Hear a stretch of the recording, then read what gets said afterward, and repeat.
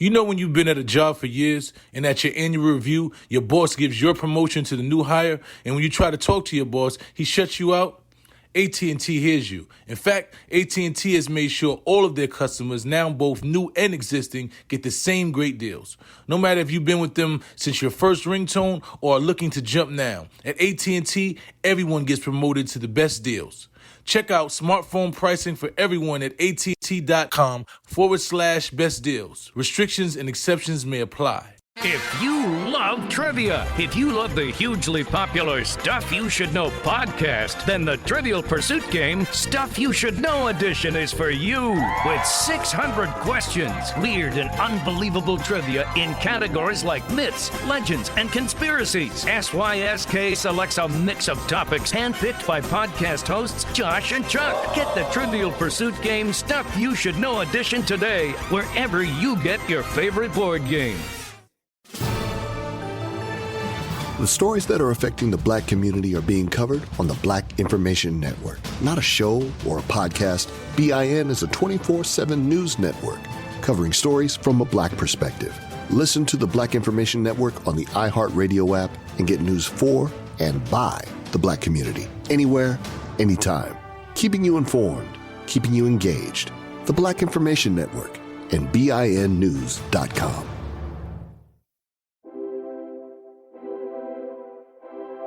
That's how we own it. What's good, family? I'm Tamika D. Mallory. And it's your boy, my son, the General. And we're your hosts of Street Politicians, the place where the streets and politics meet.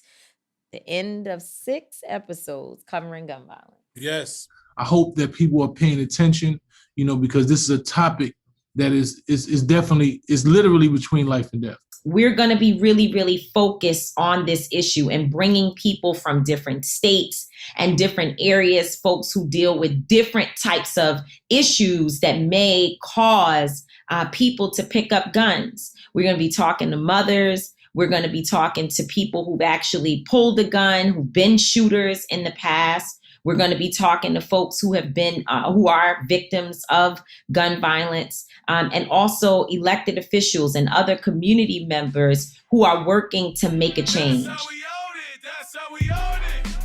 That's how we own it. My brother, his name is Prince Matt. He is the head of community and culture at the Citizen app. Welcome, brother. How you doing today? Good. I'm good, man. Thanks for having me, Mice. I appreciate that. So before we start, Mice, if I may, from being a victim of gun violence and also a perpetrator of gun violence, what I spent half my life in prison for, I want to personally apologize for the shooter and for anyone who has been a victim of gun violence. I personally apologize for every last one of them. For a lot of them do not know the consequences and the hurt and pain and trauma that they have caused. So before we even start anything, I'm going to take full responsibility because I played a part in this violence in America. I played a part in gun violence specifically in America. And I want to say I apologize for them and many more to come. Well, it's things like that, brother, is why I admire you and I look up to you. And I wanted to have you on the show because, like you said, you work in the field of gun violence and you actually have been a perpetrator of gun violence and you understand both dualities. You understand the reality that the shooter has. You understand the reality that someone who is not the shooter has, and you've been able to see both sides. You spent, like you said, you spent half of your life in prison. What do you think that we need to tell the people like us, the people in the communities, the quote unquote OGs, the ones, the gangsters? What message? How do we get through to them that they have a responsibility to lead these kids in a different direction, that they have a responsibility to give these kids opportunities and chances and things that they didn't have, so they don't make the same mistakes? How do you think we relate that message? What do you think we need to do? A lot of the OGs in our hood are being validated for the wrong things. You know what I'm saying? So we could validate them, but when they start to do the right things and we start to validate them, we could validate them and give them that, that power that they need to make what we're talking about trending.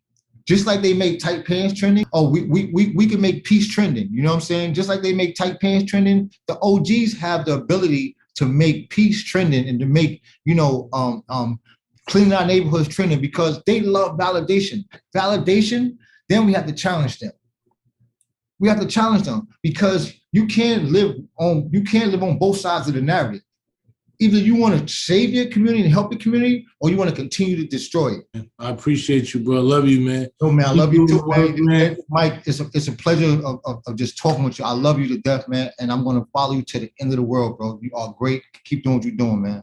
Love you, King. That's how we own it. It's good to have Shanduke McFadder of GMAC in Brooklyn, New York. Our change maker. That's right, to come as our change maker.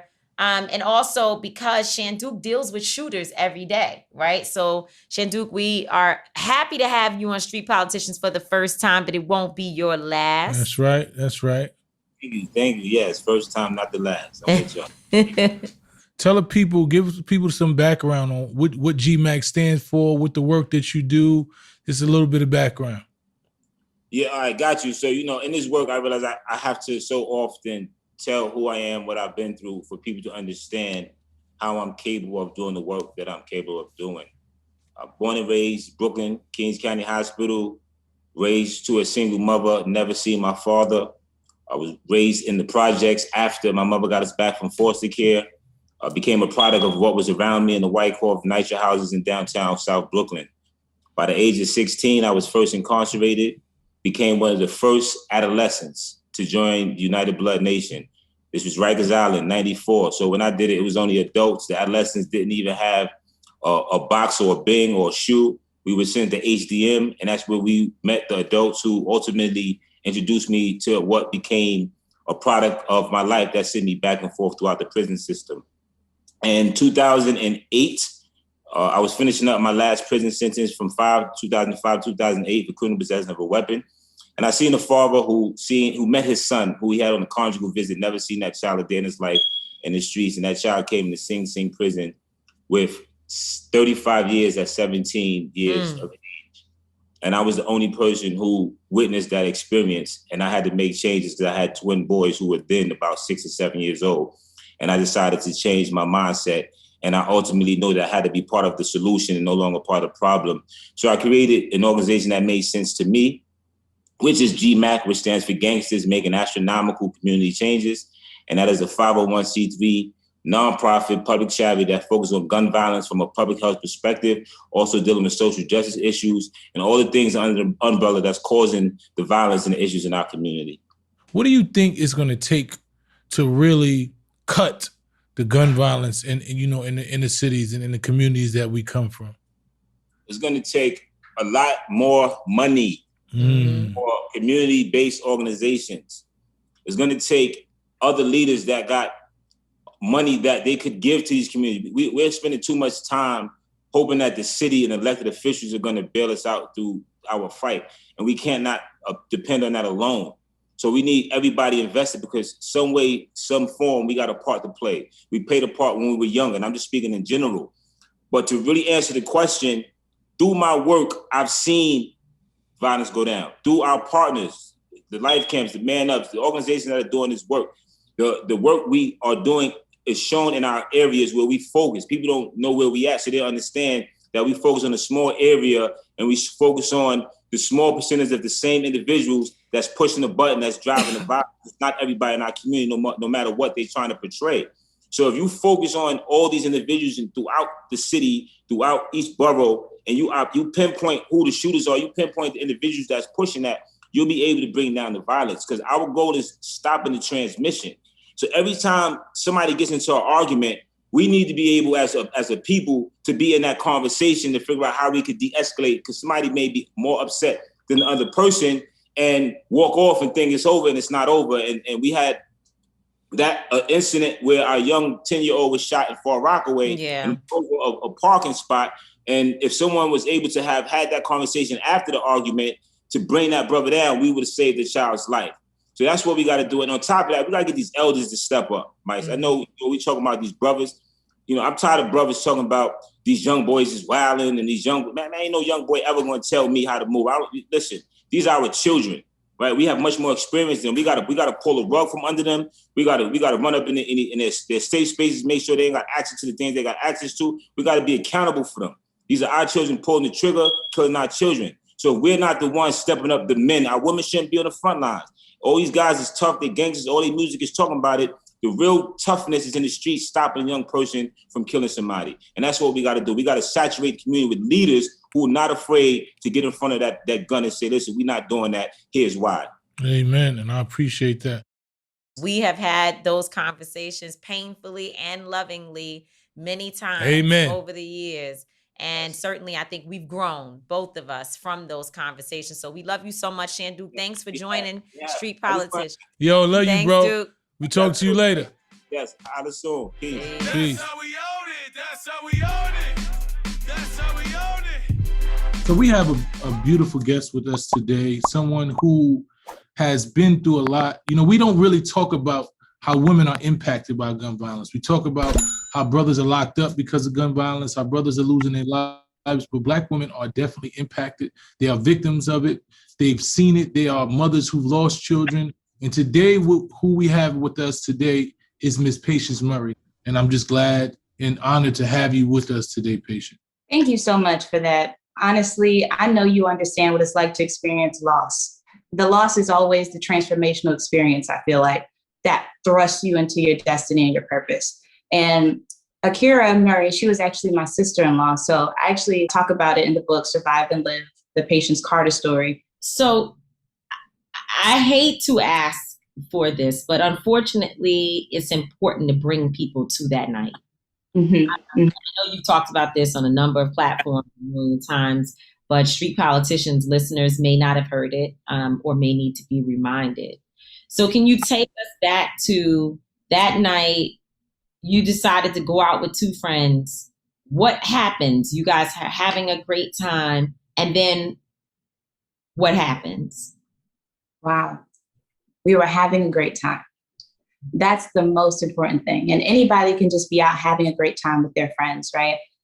At the club that night, it was the best night ever. Like, there is like really no other way to say it. It was the best night ever. We had a blast. Akira, Tierra, and I were all there for vacation. That was the first night of vacation. Wow. That was the night.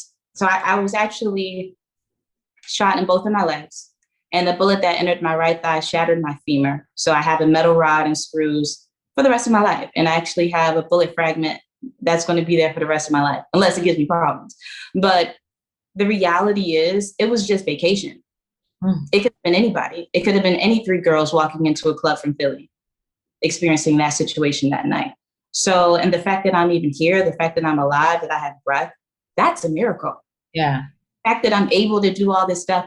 And I wanted to get to it. I definitely want to get to it, but I'm the impending chief vision officer for the Gun Violence Survivors Foundation. And I never understood how important it was to have a foundation just solely dedicated to survivors, because I thought that there were all these resources for gun violence survivors, because my view of gun violence, being a gun violence survivor, was in this mass shooting. So I had this outpour of community love and support from Orlando. But the reality is, people experience gun violence every day and they don't get that outpour of love. They don't get the outpour of support.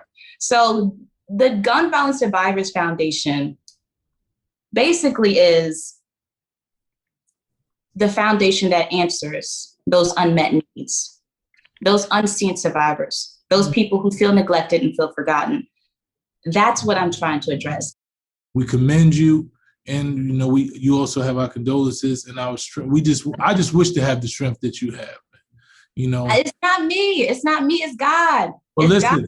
God is my strength. And that's what I'm sharing right now. And this is why I'm stepping into this leadership, because it wasn't me. For 5 years, I was crumbling for 5 years, pretending to be healed, pretending to be happy, pretending to be this advocate, right? Now I'm finally where God has designed me to be, and it feels great. And I want to share this message with other people. Like, listen, you don't have to stay broken. You don't have to stay broken. If I can go through what I went through, you can make it through whatever it is that you're going through right now. Wow. Well, we are so thankful Yes, tell us the name of your book. Where can we get the book? Tell people how they can follow you, because you are a leader and you definitely need to be followed. So give all that information so we can share it with the audience. Well, my book, Survive Then Live, is available everywhere. It's survivethenlive.com. And you can follow me on Instagram at PAE Carter. That easy. That's how we own it. Think Maggie is with us. There she is. We just had Patience Murray on, who attended Wounded But Alive.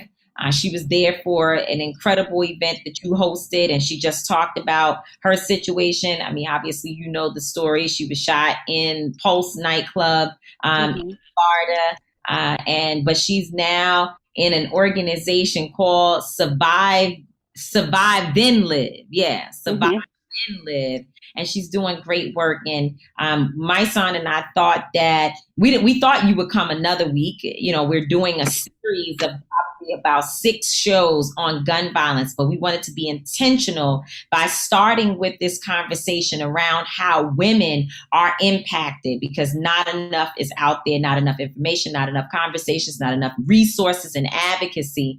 And my son was saying, well, we need Maggie on. We met Patience through Maggie, and here you surprised us. And why did you decide to start an organization?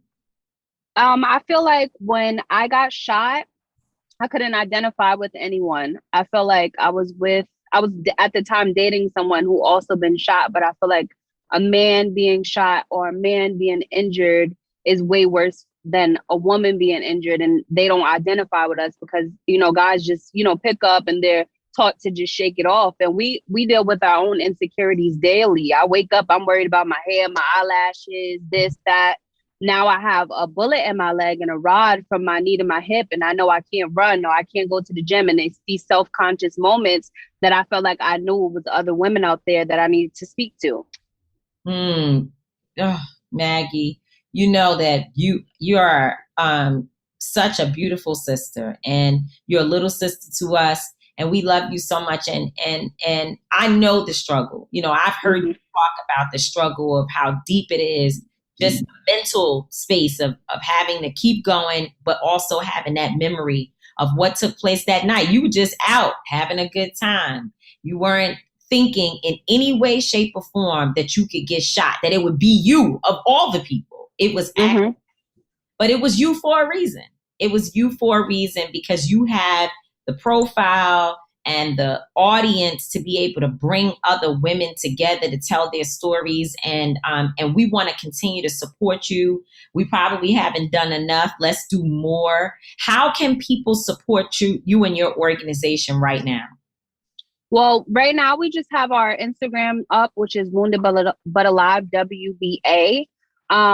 I'm also going to take, now that COVID is like calming down, I'm going to see how to get to different cities and just provide services, local services with the hairstylists and manicurists and massagists. And then we all do our healing session where we sit in a group and we just talk and we let it out, and then we drink and then we paint. And then I just want to do that just in every single state that I can touch, because gun violence is happening everywhere. And us women are the ones that are being hurt, and we have no one to talk to about it. You know, once again, we love you. So we're going to salute you. Thank you. I love you guys. That's how we own it. That was good. I love Maggie. I love Maggie down. Maggie has a beautiful spirit. She's amazing. And Patience also has a beautiful spirit. You know, when you've been at your job for years and at your annual review, your boss gives your promotion to the new hire. And when you try to talk to your boss, he or she shuts you out. Street Politicians listeners, you know exactly what I'm talking about.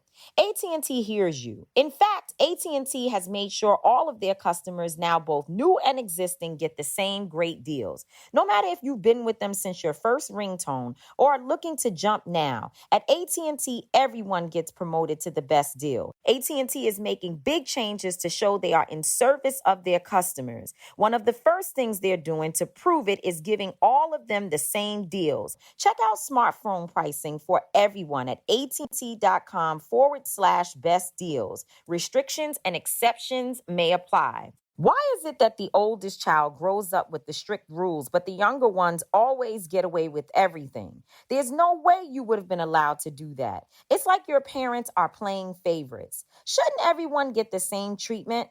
AT&T gets this, and that's why they've been giving all of their customers, both new and existing, the same great deals.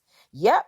Everyone gets the best deals on every smartphone. No playing favorites. Whether you've been with AT&T for years or are just starting to think about switching over, visit AT&T.com/best deals to learn more. Restrictions and exceptions may apply. Looking for timely news coverage? Peacock's got it. Whether you need the latest headlines or a daily debrief, you can find it all when you sign up. Check out the Choice channel for original series that give you a fresh take on the news with thought-provoking commentary and interviews. Journalists on The Choice give you the context you need for today's biggest stories. Don't miss Sam Cedar, Jacob Soboroff, Mehdi Hassan, and Zerlina Maxwell as they share in-depth reporting and insightful conversations. Plus, stay connected 24/7 with NBC News Now and Today All Day streaming channels. Get breaking news, expert voices, and on-the-ground reporting from NBC News correspondents across the country and around the world. And stream feel-good stories, shopping finds, and kitchen inspiration from your favorite Today Show hosts. For all this coverage and more, go to peacocktv.com and sign up for free. That's how we own it. Let's go to our guest, Chico Tillman, who is going to be with us, for the next, and we try, y'all. We said for a series of 6 episodes, we're going to focus very heavily on gun violence. Obviously, Very heavily on gun the violence. issue of gun violence, intervention, prevention, awareness is really important to us, not just here at Street Politicians, but also in our personal lives, based upon our experiences, based upon, our work and our passion and our focus in terms of what our organization Until Freedom does. And now we're going to have a conversation with another brother, friend of ours. A friend of ours. We got so many friends, man. This Friends show of is just street full of friends, politicians. man. And this is somebody that I respect, the work that he's done. Dr. Chico Tillman. Yes, My Dr. brother. Tillman. Hey, first of all, I want to say I'm humbled, and it's a pleasure to be a part of this program because I respect and appreciate the work you do day in and day out and some of the challenges that come with the work. So it's really an honor just to be having this dialogue on this platform with you. And I want to say publicly how much I appreciate the work you do and how I see firsthand all the sacrifices you make for our people to make this place, this country, a better place to live in for Indigenous people. Thank you so much, Chico. We Yes, sir. appreciate Thank that. you, You are certainly our brother. I want to make sure that folks understand who we're talking to. In this series where we're focusing on gun violence, each show has different things. And the reason why we wanted to have you on as the senior research director for the University of Chicago's Crime and Education Lab, I think, and my son and I were talking about what this series looks like. We have to have people, elected officials, folks who are practitioners, folks who do mental health support, because this issue of gun violence is so much bigger than just putting law enforcement in our communities. So that's why we wanted to have you on today. So Chico, tell us what you've been doing, what you're working on, and then of course we'll get into how people can be helpful. The first thing I want to say is thank you for recognizing that we can't arrest our way out of it. And I want to start by saying that most people don't even think critically that when a situation happens or if a situation occurring, you don't call law enforcement till it reaches a particular point or escalates to a point where a crime has been committed. And then it's too late. Somebody already shot. So one of the things I'm working on with the crime lab is building systems and structures throughout the United States to change the way we look at it. I think we have to address the root causes of violence. A lot of it is systemic racism. And And it's in a plethora of spaces. It's not just, and what it does is it allows individuals who live in these vulnerable communities to be traumatized day and night, so that when they reach conflict, they already dealing with all these microaggressions and they're at a boiling point. So something as simple as an argument escalates to somebody being killed. So I say, first, we got to address these systems. And I love the work that you're doing because it addresses the systems. Another huge thing we're doing nationally, I'm working with a group of great minds from all over the country on an initiative called Fund Peace.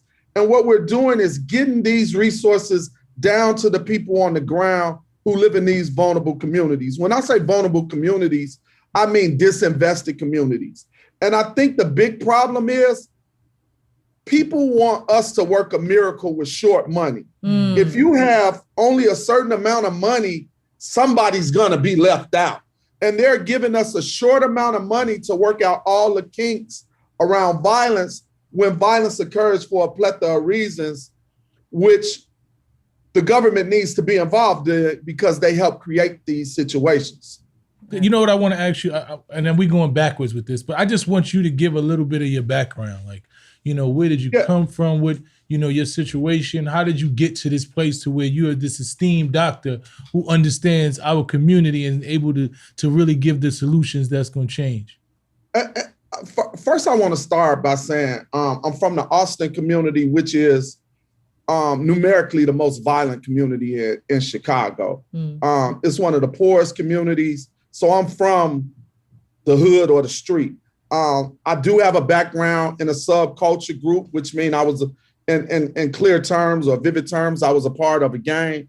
But I had an epiphany, and I was sentenced to 20 years in prison under draconian crack sentence, but I should have only got 3.5 years. So I did 13 excessive years because of racial profiling and the criminalization of Black people by the United States government. Let me start there. So in prison, I realized what allowed me to be able to mentally go through this process was that I realized some of the things I was doing wrong and the influence I had on so many people. So I wanted to do something different. And coming home, I fell in love with this process of being able to save lives because it was a conflict between two groups, and I knew both of the guys, and I was able to stop people from killing each other. And I'm gonna be honest, I never felt anything remotely close to the joy and satisfaction that I got from saving a life. And I was bought into that process. But what I learned soon as I got into the process is that without education, I wouldn't be able to make any impact in terms of decision. And that's what started me on this track or this road to going back to school. And the difference from me and a lot of other people is I'm still connected to people in the street. My perception of people hasn't changed. I don't think they monsters. I think they just like me. They need pathways or opportunities to change their life. And they need to be connected to people like me to know that it's possible. So I still have relationships in my community. I still go in my old community. I still love on them guys. I'm patient with them because it was a process for me to change. The day I was released, the expectation was that I'd be normal, as if none of that never happened. So I never received any services to help me psychologically transition back into society. Now, I had a support system that helped me navigate. Imagine for everybody that's arrested or go through that trauma, the pressures of getting out in the first day, the first thing people talking about is getting a job, as if none of that had ever happened. And I think we got to work with these people and help them understand what you went through is not normal, no matter what you did to get there, and help them go through a transition period to get back acclimated to society. I say the same thing all the time, man, especially, you know, being in prison. I didn't do as much time as you did, but just understanding just the dynamics, you know, and then being acts to just come back into a society and just be, and resume as if you've missed time, you miss generations. Like 10 years is a decade. So many things happen in 2 or 3 years. In 2 or 3 years being free, things have happened that have completely changed. So 10 and 16, and I'm 7 years that I did, it was a real far stretch, and it took a lot of time. And fortunately for us, we had those support systems, man, that was able to do it. So I just want to say, I commend you, brother, on the work that you do, especially where you do it at. Like you said, we just had I was out there with you, man, and the spirit and the love that you bring to this work and to this movement is needed and is appreciated, man. So listen, Fun Peace, we with you. Yeah. We want whatever we can do to help. We with you. We're going to make sure that we align with you. Once again, another one of our friends and our brothers. Keep doing the work, brother. You are appreciated. You are definitely one of the ones that are shining, and these brothers definitely need you in these streets, man. If there's an organization out there, grassroots group, that is looking for support and wants to become a part of the Fun Peace program, I want to make sure people understand clearly that Fun Peace is a conduit to help grassroots organizers and organizations get resources so that they can do the work in their communities. And so, like you said, there are multiple pathways, but you all have the knowledge base of how to do that. Where do folks go? How do they get in touch with you?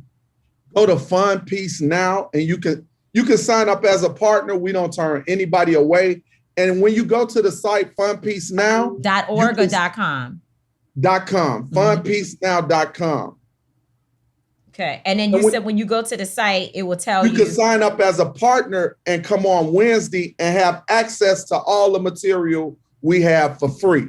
So we doing everything we can to try to help as many people as possible. That's how we own it. That's how we own it. That's how we own it. Yeah.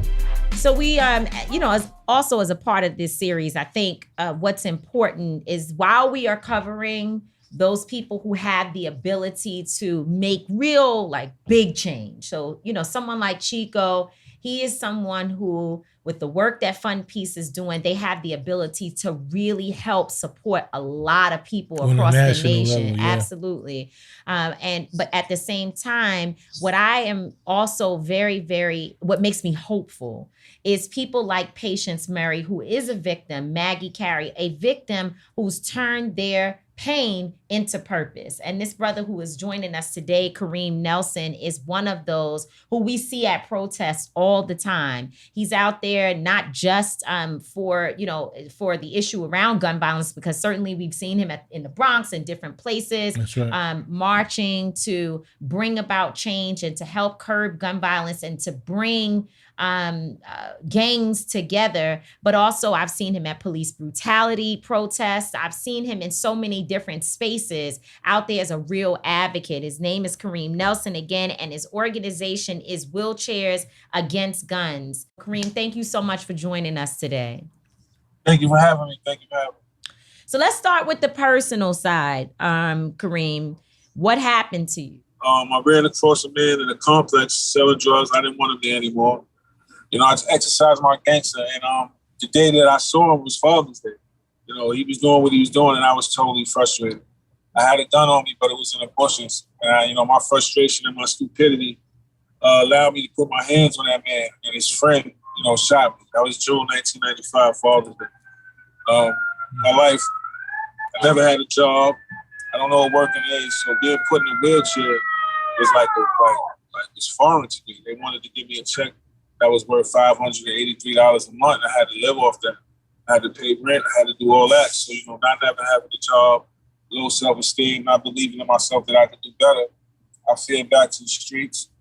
And this time when I went back to the streets, I caught a federal charge, conspiracy to distribute 50 grams or more of crack cocaine. Lost my apartment, went to jail for 4.5 years. God changed the crack laws for me, got me out of there early. I came home, still didn't learn my lesson.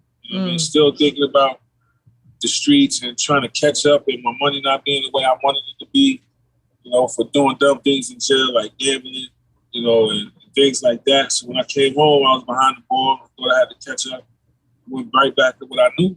And this time I entrusted my my family member. I had a family member that was in the streets also. And, you know, we did this thing 1,000 times between us. This one time when, you know, we went to go do the business, he decided to take all the bread. And all the money wasn't mine. You know, it was some killer's money. It was some good friends' money. And, you know, the killers wanted their money. And I couldn't produce it. So that night, they rocked me to sleep and brought me to the Van Cortlandt Park. Drove somewhere dark. And they was about to, you know, pulling bags out the trunk to put gloves on. And I got scared. For the first time in my life, I really valued my life. Because I really got scared. You know, I pled with them brothers. You know, God always with me. A car pulled in. We wasn't the only ones there no more. So that was that. They couldn't do what they had to do. I went home. I was fucked up at the time. I had to borrow the money from my mom to give these niggas back their bread. I gave them back their bread, and that night, August 14th, 2014, I sat in my bed and I finally understood why I was in this wheelchair. And the purpose of me being in this wheelchair was to help other young men that look like me, sound like me, you know, and come from where I come from, don't have to ever go through this. So that's my story. Wow. I ain't proud of it, but you know, but it's real. It's real and it's raw and it's a familiar story, you know, with the exception of the wheelchair. I know a lot of people who have that similar story. So all of these programs that we see out here now, you know, Wheelchairs Against Guns, you know, Life Camp, you have GMAC, you have who else? Man Up. You have all of these different organizations. You're saying we didn't have access to that. You didn't have access to those types of orgs at the time. Not at all. Not at all. That's why the kids today don't realize the beauty of what they got. You know what I mean? They got real people that, you know, done what they've done, lived the life that they're trying to live, coming back talking to them. You know what I mean? They don't really realize that. You know what I mean? It's a sad part because, you know, sometimes when I turn the news on in the morning and I hear about all these kids getting killed, I feel like I'm not doing my job. You know, I feel like I failed. You know what I mean? Like I left a lot of kids in limbo in my neighborhood that just thought that selling drugs and doing stupid shit was cool. And I take the blame for that. You know what I mean? That's another reason why I give back so wholeheartedly. We don't have no funding. Every time you see me or you see my organization, we out there on my dime, you know, and I make it work. You know, and God has been good and allowing me to continue to reach these kids, you know, so. Wow. So you don't have you're not funded at all in the crisis management system or any of that? Okay. Not $100. Wow. And I think that's what the issue is for me. It's just understanding that the brothers like you that have a story that is relatable, that the young brothers in our community will be able to relate to, and you can change them and redirect them in a different direction. But yet our government and the organizations don't see the need and the necessity to fund people like yourself, but they want to spend that money to incarcerate our young kids, right? You know, so I think the preventative methods are the things that we need to focus on. Mm-hmm. You know, brothers like yourself need to be funded, man. So I just want to say we commend you for the work that you're doing. We commend you just being alive, you know. Wait, tell us what Wheelchairs Against Guns actually does. And then also, how can people directly support you? So what does Wheelchairs Against Guns do? Our sole purpose is to protect children from the dangers of bullying, gangs, and gun violence. You know, like I'm not a juvenile site, but I'm real heavy in schools. That's my lane. I stick with the school. We've done over 200 schools. You know, we just spoke to over 2,000 students. And I've been going into school since the inception of WAG, which was 2014. And we've been at everything. There's countless schools we've been into, countless kids whose lives were changed. I went and started a company, a non-medical transportation company, where my company, we transport elderly people, Accessoride, curb, and all of those things. So I have cars on the street that transport these people. And I started this company for the sole purpose to fund my organization, because I don't know how to ask. You know, so if you could put me in touch with anybody that could, you know, direct me in the ask part, it'd be a huge beneficial to my organization. How can we support you directly? I mean, you know, we got a website, wheelchairsagainstguns.org. You can go on there, you can make your contribution. You can do .org. everything that you need. You can donate there. You can find out the programming, what we're doing, what we're about, and everything. Great. Yes, Wheelchairs Kareem. Against Guns. Thank you so much. Thank you, Kareem man, for the Nelson. brother. I appreciate you, man. The work you're doing is phenomenal, and your story is so real and raw. And and a lot of times that's what these kids need, and that's what they respect. They respect the rawness. They understand authenticity. You can't trick these kids. You can't make believe that you done something that you ain't.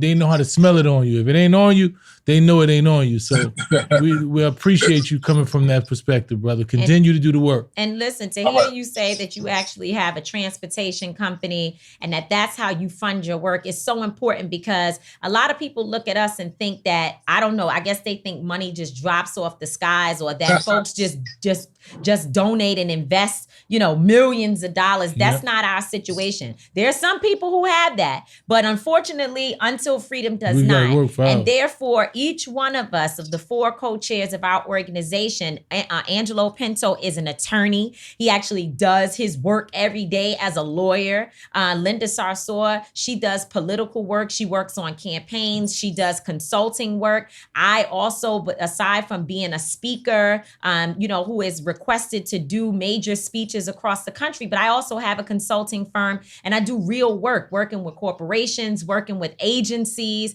And then my son is an artist. He also is a consultant. And so we understand. We appreciate you. Appreciate you, Thank King. you, sister. Anytime, brother. Anytime. Yes, sir. Thanks. This is it. Like, for me, this 6-episode series is like really important. And it's important for people like Kareem. No, we're not glorifying his story, but his story is a story that so many have. And if we can, the fact that God saved him from so many different things means that he's supposed to be here to tell somebody something. That's right. And that's what I want to be a part of. At State Farm, they're focused on the belief that diversity makes safer, stronger, smarter neighborhoods where all are welcome. Neighborhoods that are reflective of the culture makers, shakers, and movers of tomorrow. To make a better world for our future generations, we must amplify, celebrate, and empower Black creators today. That's why Today's Climate deserves podcasts like Street Politicians, where we break down the social and civil rights issues, pop culture, and today's politics in hope of pushing our culture forward to make the world a better place for generations to come. State Farm is committed to providing services, platforms, and long-standing actions to help build strong neighborhoods for the Black community. State Farm knows that being good neighbors means uplifting communities wherever their customers find themselves. They don't just provide a policy, they provide a partner, because with over 19,000 State Farm agents, they reflect the diversity of America. Like a good neighbor, State Farm is there. The stories that are affecting the Black community are being covered on the Black Information Network. Not a show or a podcast, BIN is a 24/7 news network covering stories from a Black perspective. Listen to the Black Information Network on the iHeartRadio app and get news for and by the Black community. Anywhere, anytime. Keeping you informed, keeping you engaged. The Black Information Network and BINnews.com. Did you know there are thousands of active cults in America today? Political cults, sex cults, acting class cults. But do you ever wonder, who are the individuals who get manipulated into them?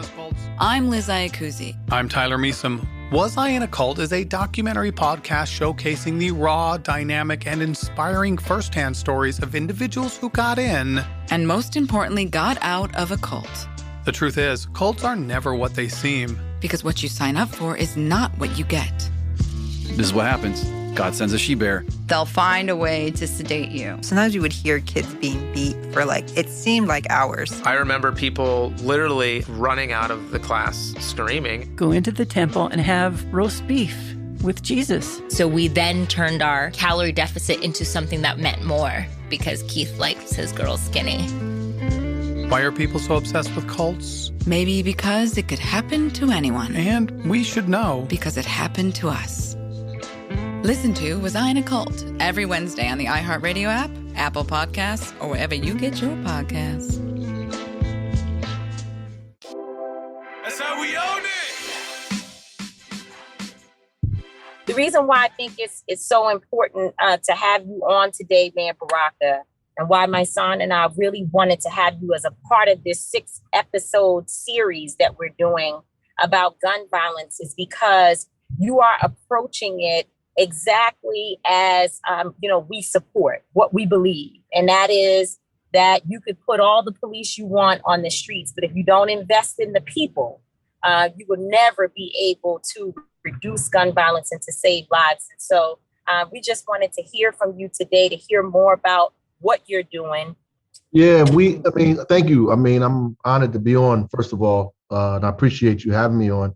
We just in the middle of hard work. There's a lot of talk, a lot of stuff going on around the country. We are just really trying to lay one brick at a time, and it's hard, as I was expressing earlier. In an environment, where we're trying to create opportunity for social justice, opportunities for people in our community, and deal with gun violence that's escalating in our neighborhoods. And one of the biggest critics of all of the things that you're going to have to deal with in terms of trying to do this work are people that live in these neighborhoods, mothers, grandmothers, folks that are raising kids in these communities that are experiencing high levels of violence. And just to put it in perspective, like 80% of the neighborhoods in Newark do not experience violent crime at all. 80%, right? So that sounds like a good number.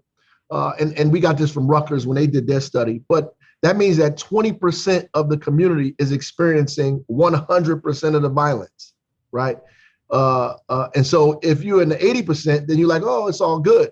But if you're in the 20% of those neighborhoods, then you have a real serious problem, a dramatic problem. And so we have to figure out how to deal with both of those things, like how to create an atmosphere where we make the police respect our constitutional rights, where social justice is at the forefront of everything that we do, and reducing violence and crime. And so we think that public safety is not just the role of the police. Public safety is the role of all of us in this community. And so we need to give resources to other people in other areas where it's needed to help us reduce violence and crime and trauma that has been incurred in our community over decades. So the police can't deal with those issues. And so that speaks directly to the idea of removing some funding and moving it in other places to help, stabilize the community. So if violence is down, the need for police is down, over-policing in those communities is down. And that's really how we're approaching it. Violence is a public health issue. We created an Office of Violence Prevention and Trauma Recovery. Keisha Uri is doing an outstanding job trying to put this together, and she's building it, as she's going, pulling community partners together, have a lot of consultants trying to figure out how to get this done, pulling all of the street organizations that do all of the violence intervention and prevention work together, everybody, and trying to get data and making sure that we tackle hot spots in areas, deal with trauma, deal with intervention in kids' lives, helping families from domestic violence to shooting victims, everything that they're involved in right now. And this summer, I think what Jamila is talking about, we, as a part of our youth development program, we hired, and even some adults now, over 100, maybe 140, I think, folks who are directly involved with the legal system, directly involved in terms of shootings or shooting victims. We created our own program. We paid them to go listen to speakers, to go to forums, to deal with trauma training, to face the issues they're dealing with in their lives, to prepare them to stop the violence that they're involved in the community, and help them get employment.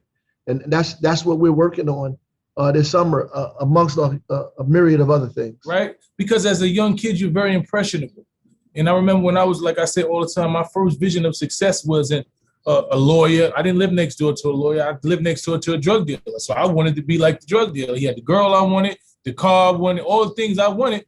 This was the person I seen. And so, look, the data tells us if you grow up in a household where your siblings or parents have been incarcerated, you're more likely to be incarcerated yourself. If you grew up in a household where you've been a victim or perpetrator of violence, you're more likely to be a victim or perpetrator of violence yourself. So we know who these kids are. Like, we can identify. The social services system know, the law enforcement system know, the communities know. It's less than 2-3% of the people in the community that's committing 90% of the violence that's going on. So we know where they are. We know how to identify them. We know what's the atmosphere that's going to create them. So we have to intervene immediately. We know it's getting ready to go down. And to watch it happen almost makes us co-conspirators in it. That's a fact.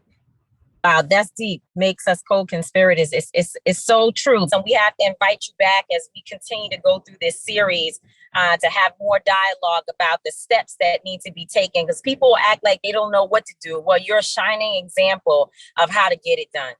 Thank you. All right, Thanks. peace. That's how we own it. So we just spoke to Mayor Ras Baraka, and he spoke to us about this person that we're about to interview right now. She is Lakeisha Uri. She is the Executive Director of Violence Prevention and Trauma Recovery in Newark, New Jersey. She does all the work because Ras Baraka is the mayor of Newark, and he has so much on his plate. She is the go-to person for everything violence prevention and intervention inside of Newark, New Jersey. She handles so much. I've worked with her. She is a phenomenal sister. Lakeisha Uri, how are you doing today, Queen? I am good. Thank you so much for having me on the show today. Thank you so much. Mayor Baraka was telling us that the police, and I guess in conjunction with your office and others, have identified those people who are they're in crisis. So they, are folks who have been identified as the troublemakers, the potential shooters, and you all are working with them. And I know you say the office that you have said that the office you're working on, it's in progress, but this work is already happening. It's just that at some point you guys are going to have a center, which I hope will become a national model, even an international model for how you bring violence down and how you work directly with the community. But every day at this point, you're doing this work, working with these young people, trying to get them employed and to keep them off the streets. Is that correct? That's correct. So what we find is the data says that 4% and sometimes even 10% of the population experience the most crime and violence, or the small amount of people are committing the most crime and violence. And so rather than coming up with this approach where we are blanket, doing strategies, it's focused deterrence, right? We go right directly to the people who are committing the crime and violence and talking with them and seeing what is it that you need? Why are you robbing people? Why are you shooting people? Why did you join the gang that you're a part of? Why are you, stealing cars? And just really trying to ask those questions and figure out what is it that we can do to get to the underlying portions of it. We have people, so the police do have a list, and they have a lot of intelligence around who people are, what's happening and what they're doing. And their strategy is just to arrest them. That's their only strategy. But we're saying no, that's not enough, because we have this cycle of violence that continues to happen if we just keep arresting people, because they're doing things from behind the wall, inside the wall, outside the wall. And so we want to find out what is going on. So we are implementing. So right now I have a summer program, and we're going to extend it beyond the summer.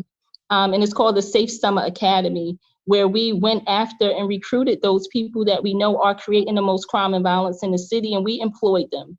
So I currently have 120 individuals, 14 to 17, 18 to 24, and then a 25 and over group. So I have about 4 sites, and these are the people that we know are creating the crime and violence or have been victims of, and we are trying to intervene so that they don't become the perpetrators of. And many of them have mental health issues, substance abuse issues, have been incarcerated, have dropped out of school.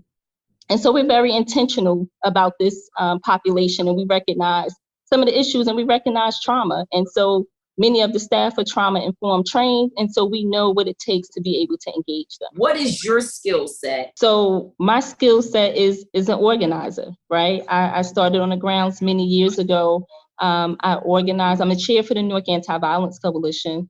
But before that, right, I was in the New Black Panther Party. And before that, so organizing people in the community has been my passion.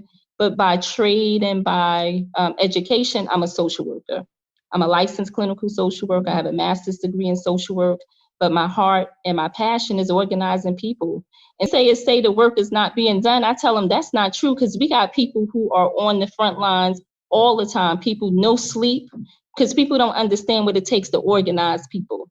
They don't understand that the phone calls have to happen, that we're at the hospitals with people, we're at the funerals with people, we're organizing the funerals, we're calling the mayors, and we're doing all of the things that the behind the scenes that it takes to get in front of the cameras or to make the awareness happen. So when I first joined the North Anti-Violence Coalition, the way that we brought attention to violence was by going into the streets and stopping the traffic. And so we stopped the traffic for 155 weeks in a row, rain, sleet, snow, no matter the weather condition, to bring awareness to it for families who wasn't our own families. Wow. Right, we have to push the police, and we're going from county to county and police department to police department. And those things take skill, it takes ingenuity, it takes energy, it takes sleep, it takes resources, it takes all of those things to be able to bring about change. And so I don't want people to dismiss the skills that it takes for those things to happen, but the energy and the passion, because many of us, this has been on our doorsteps and we're trying to stop it from landing on other people's doorsteps. We appreciate you so much. And it feels good to be able to highlight your work, because I know that you wear it on your sleeve. And, you know, I have to be the one to say, because I think it's important. And I think the mayor would say as well, with all that he's trying to do and the fact that he's pulled in a million directions, as my son said, you know, when we first brought you on, he has responsibilities that are beyond violence prevention and intervention. Right. And to have a strong Black woman sitting in this seat, helping to coordinate and organize people, I know it makes the mayor proud as well. That's why he mentioned you during his interview. And we want to do whatever we can to support you and to make sure that you are able to keep the stamina and the energy to keep going. And so thanks again. Thanks for talking with us, and know that we are here. The show is here, but we are also here personally to support you. That's how we own it. That's how we own it. That's how we own it. With this young lady, I've read her bio, and she is amazing as well. Joining us today is Miss Tia Bell from the Trigger Project. She's also a grassroots organizer and who focuses on gun violence. She's been impacted, family members, friends, and she utilized her pain, and she also turned it to purpose. So thank you, Tia Bell, for joining us today. Yeah. I want to again just say I'm grateful to be on this platform and share my unique perspective. I like to believe that God designed my life to join this fight and really ending gun violence. And it's reaffirming, unfortunately, that our deep wounds require deep, deep, deep healing. The Trigger Project stands for True Reasons I Grabbed the Gun Evolved from Risk. And as a survivor, I almost lost my mom when I was 10. She was shot twice in broad daylight. It wasn't a shock, you know. I knew who had did it. And there wasn't a Shanduke to come to me and say, hey, let me get a full understanding of what you know that happened. Let me get you on the basketball court so you can release your feelings. Let me support you, mentor you, so you can figure out what you're going to eat so you don't think you're burdening your mom who's healing. You know, I didn't have that. So just with the combination of losing friends after almost losing my mom, losing my stepdad, now losing young people, I realized that the voice of the shooter is missing. So when you say Trigger Project, you embody the voice of the shooter, because we all have a trigger finger, but no one's asking the question, Black or white, you know, why if just the best guns was just, or sticks, as my babies like to say, was laying in the middle of the street. Why would some people be able to just walk past them like they nothing? And why would some people see it as a commodity, see it as a resource, see it as a language? You know, we're criminalizing our culture and our music versus really getting to the source of our pain. And that's what the Trigger Project is about. Yes. I do a lot of fundraising and asking and presenting and proposing, because my young people need beds. They need Legos for their brothers and sisters so they don't go rob somebody to get the money to do it. I'm competing with the streets. And so earlier you asked, is money a solution? It absolutely is, because first, I think doing things that we do should receive compensation. You know, I work as a full-time high school counselor, I'm off in the summer times, I go hard in the summer because I'm paid for my 9 to 5 and I got free time, but I'm also the mother of a 3-year-old. And this work is nonstop. Young people don't have boundaries. They're not supposed to. Their asks and requests are substantial. And it may be from fixing a broken nail to doing a college application. But my time, my opportunity, and my counseling, my supervision, my team who also pours into these young people, that's the solution. And we need the government, we need city officials, we need philanthropists to really get on the side of thinking outside the box, because it may look like intervening and stopping the police, but it also may look like just giving a young person $100 because they just misplaced their zip and they going to do something to get it back. And so I needed this platform and I needed this opportunity because I do believe public healthing our way through this is the solution. And I do believe that I am an addition to violence interruption and to just this progressive transformation that all Black cities have made. Returning citizens are running the city. And I do believe that I am an addition to violence interruption and to just this progressive transformation that all Black cities have made. Returning citizens are running the city. And it's a beautiful thing, and it shows that transformation is real. Tell us how people can support the Trigger Project. I'm Tia Bell, founder of the Trigger Project. Two true reasons I grabbed the gun, evolved from risk. We're the voice of the youngins and the shooter. And our website is www.thetriggerproject.org. We're on Instagram, Facebook, and Twitter at The Trigger Project DC. And we do have a Cash App because we're not that big yet. So it's $Trigger Project.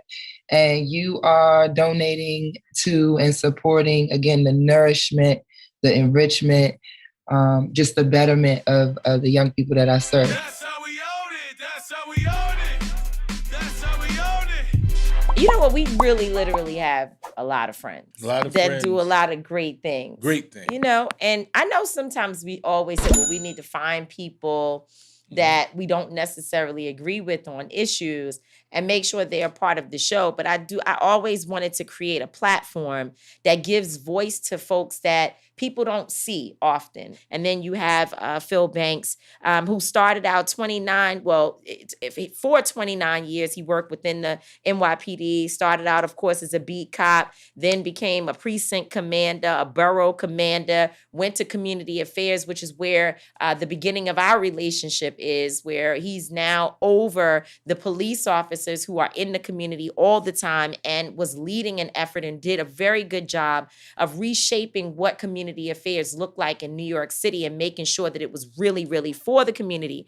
And then, of course, before retiring, he became chief of departments, where he was literally, I guess I would say, second to the commissioner running New York City. And I got an opportunity to go from community affairs to chief of department. So I understand the intricacies of the NYPD and policing across the country based upon my relationship with you, Phil. And I want to thank you for coming on with my son and me today. Yes, sir. The thing I laugh about, though, is because many times I would go and say, well, this police are doing this, that, and the third thing wrong. And he's like, who are you talking about, Pookie?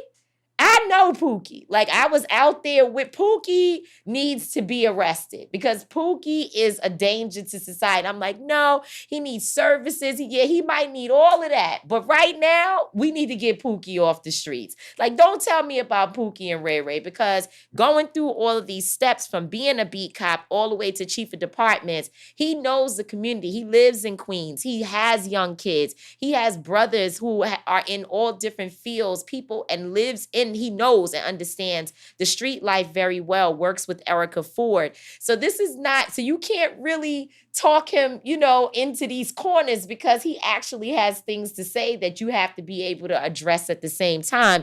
But clearly, he understands the need to put in the community. You understand the need, Phil, to put in the community the resources that's necessary so that police are not in contact in the ways in which they are with individuals who need services and support. Right. Absolutely. And T, I think you bring up an interesting point. And I think that until we as a city, as a country, as a community, as a world, come to the conclusion on both sides that policing, one, can no longer be just the responsibility of law enforcement because they can't get it right? You know what you know. And importantly, most people don't know what they don't know, right? So they just fill in the blanks, right? And subsequently, we have now, in my opinion, a dynamic where police reform and tough on crime, people think are mutually exclusive. When I say tough on crime, I mean keeping the citizens safe. But you have to have police reform. And in these cities, we are policing the same way we've been policing for 50 and 60 years. And it has to stop because it doesn't work. And I would challenge that it never worked. It gave short-term results, but I will challenge that it has never had full-time results. But that's an argument that a lot of people can make. But I do know vehemently, and I will strongly, is that we have to change the way we police these cities.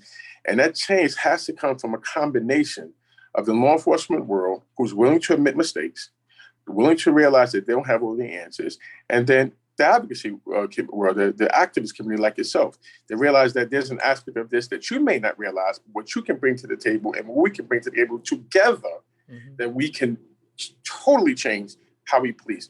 I actually don't see any other way that we can have any type of fair and equitable and safe results for the country. So from your point of view, what do you think is the next step? What do you think really needs to be done to either to stop the violence and build stronger police and community together? Okay.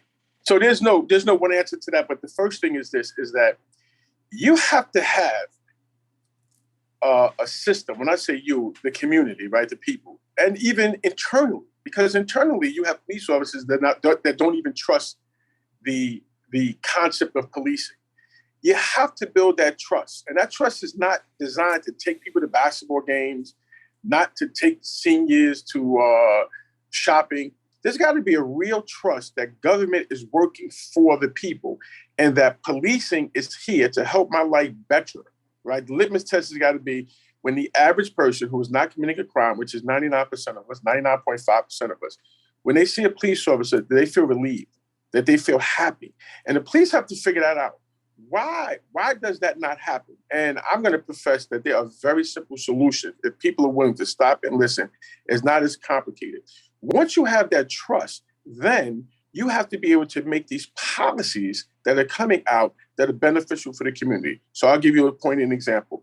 When we in the police department come out with the strategy, and let's just say a gun strategy to apprehend guns off the street, there's no community involved in it at all. We're coming up with just the data, the people who wear uniform, and this is what we think that's going to happen, that's going to reduce the amount of guns that's on the street. But there's the religious community doesn't opine in that. The activist community doesn't opine in that. The grandmother community does not opine in that. Industry doesn't opine in that. And there's so much that we could receive from these individuals, from these entities, that we can now come up with a very comprehensive, stronger strategy to bring guns up the street where everybody's in the same boat and everybody now is going to live and die with those results. And we don't do that because we have been brought up in a system that we know what's best for you, so sit back. And that mindset has got to change immediately. When you became chief of departments, things changed because you was really the big fish. Like you were running the police department.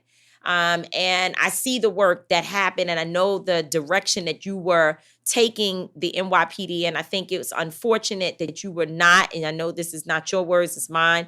I think it was unfortunate that you were not appointed to be commissioner. I think you would have done an incredible job at commissioner. I still think that you should be drafted for the commissioner job under the new mayor. But I appreciated when you were within the community affairs department. When you ran that department,